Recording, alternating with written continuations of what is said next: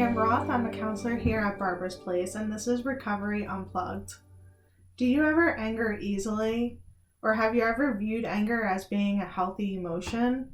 Or even a God-given emotion?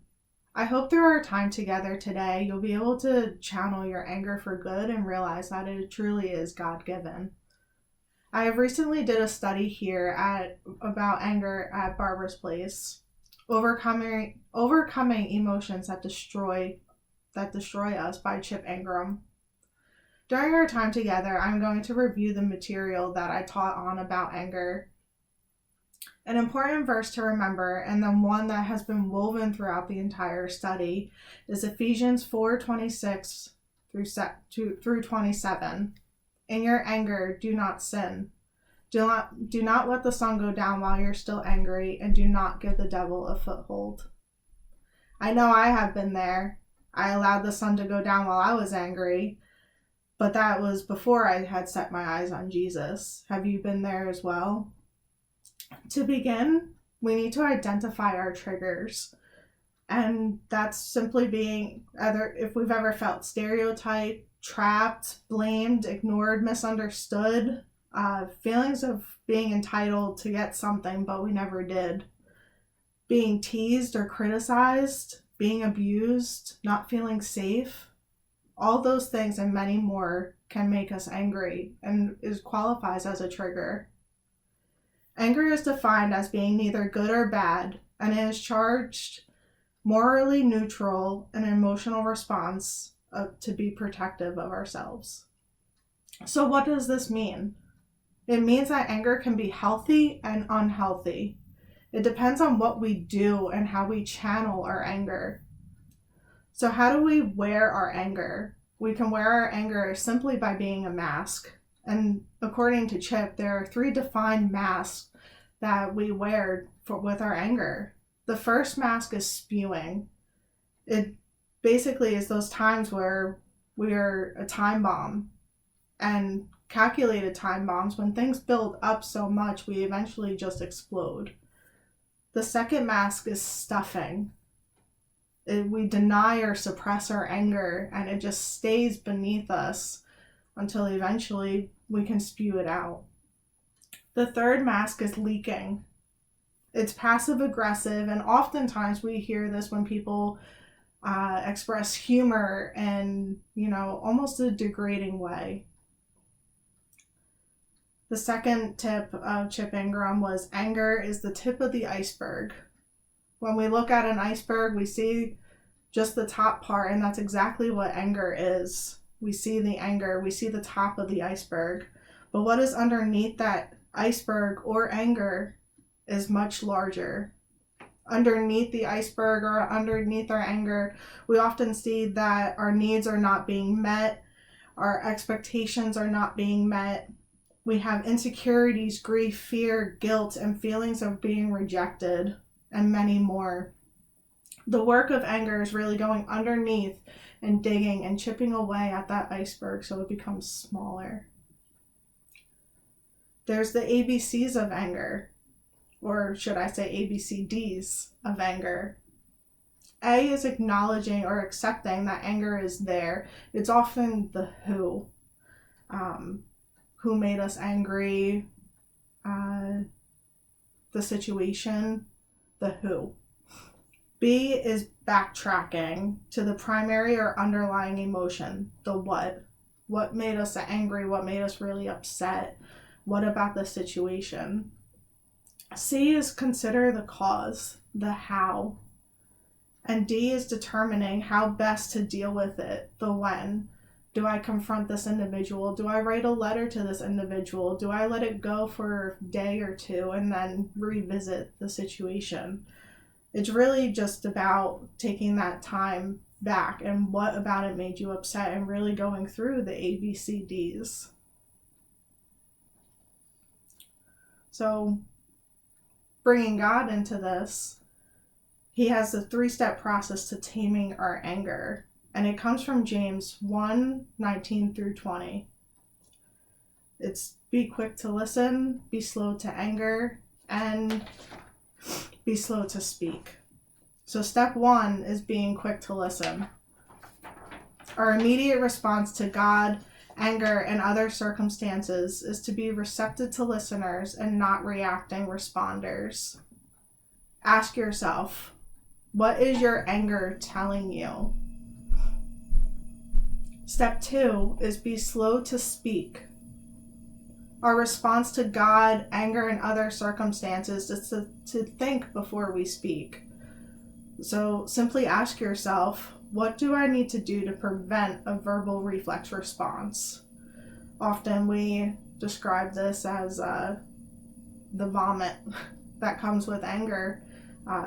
We're very quick to respond with another angry statement or being very angry, and we're not taking that step back, which again is applying to the ABCDs, taking that step back. Listen to what the person is telling you and what it's telling you about yourself. So step 3 is being slow to anger. Our life-changing response to anger begins when we replace this reaction with reflection. So you ask yourself, what is the root behind this anger? Some tools that might be easy to use, might be difficult, are I feel messages. When you are now talking to this individual who expressed something that angered you, you say, I felt or I feel angry about this situation. I desire versus I demand expectations. Did you demand an expectation or are you just desiring it? Often when we place a demand on something and it doesn't happen, that's when we have our needs and our expectations being unmet, which follows with becoming angry or sometimes bitter.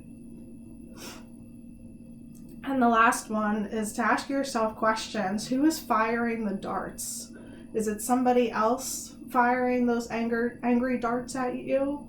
Or are you leaking and firing these angry darts back? And then ask yourself, what is there to learn about this anger? What is there to learn about this situation that you can change it for next time? Hopefully there's not a next time. Our environment can create our anger. Often we can see this in jobs and careers. If we're constantly going to work and we're just angry and we're just really upset being there, it's typically your environment. It may not be you. So to change our environment, we have to also minimize our stress or our stressors. So eliminate hurry. In the morning, don't start rushing to work. And then when you're driving, that's when we often see angry drivers early in the morning, is they're in a hurry. Downsize your expectations. And to downsize your expectations, you really have to know what you are expecting and lower them. Learn to say no. If you're not feeling well, if you don't feel capable of taking on an extra activity, say no. Don't say yes to something and rush to try and finish it or do it in a hurry or expect it to be perfect. This can often lead to being angry. Admit to making mistakes and having imperfections. We all do. I can tell you now, I've probably made 5 mistakes just doing this, but I have to blow it off. I can't beat myself up about it. Laugh more. Laughing is an amazing medicine that we have. And take care of yourself. If we're really being mindful and being present and understanding our emotions and our feelings, that can really help decrease with our anger. And know what triggers your anger as well. That is the main thing with anger, is knowing what our triggers are. It's a very funny acronym that Chip Ingram places into his study. And he says, when you get angry, remember to halt. When you get angry, remember, if you are hungry, if you are angry, if you are lonely, or if you are tired, you halt. To help, again, backtrack and consider the consequences, consider what's going on.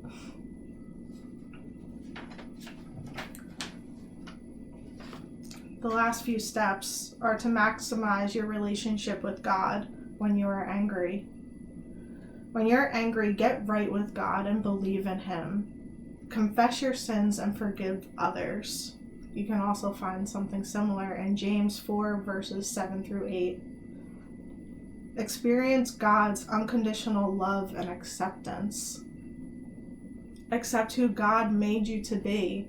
Psalm 139, verses 13 through 16. Accept that God gave us all these emotions that we have, and sometimes we don't know what to do with them, and that's why it is an excellent idea to just sit down and have a conversation with Him.